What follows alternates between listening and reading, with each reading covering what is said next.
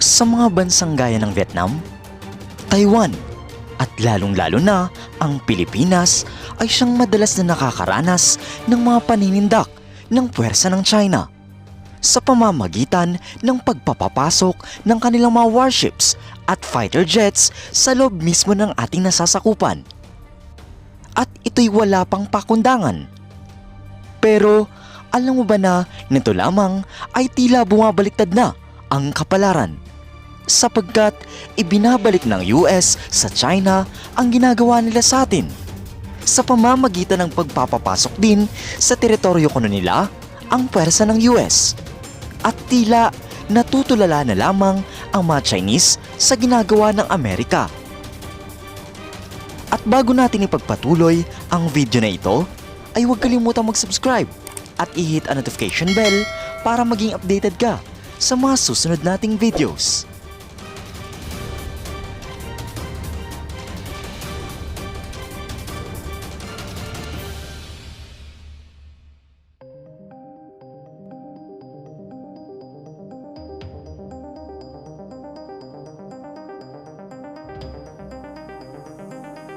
Alam mo ba na nito lamang ay kumalat na ang balita na pinasok ng isang US destroyer ang kiniklaim na bahagi sa Indo-Pacific region ng China.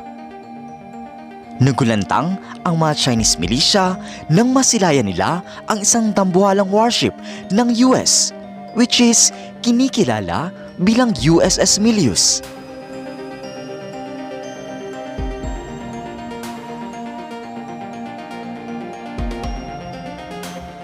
Ayon kasi sa paniniwala ng China ay kabahagi ng teritoryo nila ang malaking bahagi ng Paracel Island. Ngunit ayon naman sa international law ay wala talagang karapatan sa territorial water na ito ang China. Kung kaya't malayang naglayag ang US destroyer sa bahagi na ito. Gaya ng ginagawa ng China sa Pilipinas na paninindak, ay wala ding nagawa ang China. Alam mo ba na tila hindi na rin pinapakinggan ng US ang mga Chinese? Sapagkat matapos ang pangyayari na ito ay naglabas ang statement ng China na itigil na ng US ang provocative action na ito na manghihimasok sila sa teritoryo ng China. Dahil kung hindi sila titigil ay maring may gawin ng China na hindi magugustuhan ng US. Ito ang kanilang sinambit.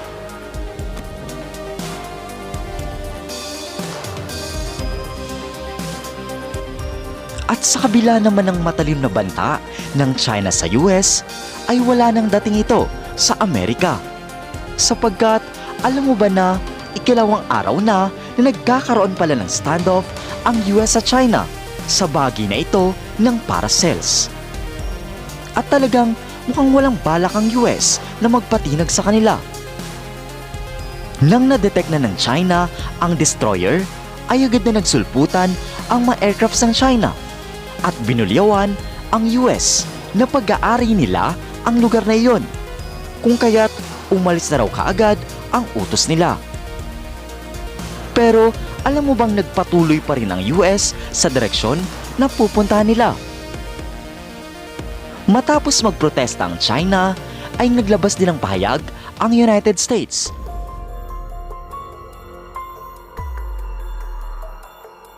Na kung sanay, ang lugar na binabaybay nila ay may navigational rights and freedom sila, sapagkat hindi ito pagmamay-ari ng kahit sino mang bansa.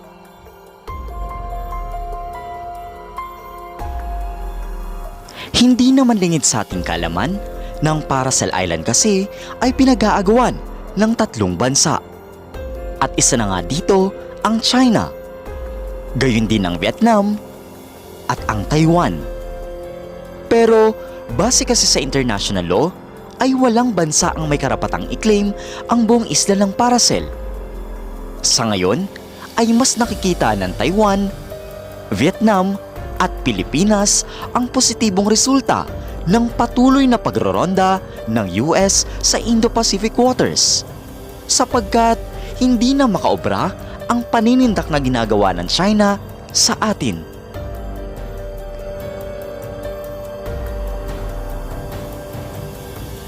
Isa pa sa pinaka-striking statement ng US at malamang ay kakapikon din ng China ay ang pahayag na United States will fly, sail, and operate wherever international laws allows.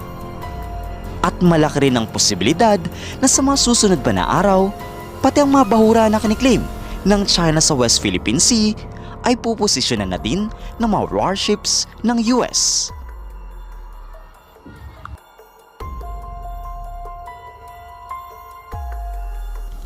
At alamin naman natin kung anong klaseng matikas na warship ang iniharap ng US sa China. Kinikilala ang warship na ito bilang USS Milius. Ito ay isang uri ng Arleigh Burke-class Aegis-guided missile destroyer. Mawiwindang talaga ang mga Chinese militia dito sapagkat ang haba nito ay may sukat ng 505 feet. May bilis din itong papalo ng 30 knots. At kung sakali mang palagan sila, ay armado pa rin ang Milius dahil narito ang listahan ng mga armaments nito. Mayroon itong lightweight guns, CIWS, machine guns, anti-ship missiles, surface-to-air missiles, anti-ballistic missiles, Tomahawk cruise missile, at iba't ibang uri pa ng mga torpedo tubes.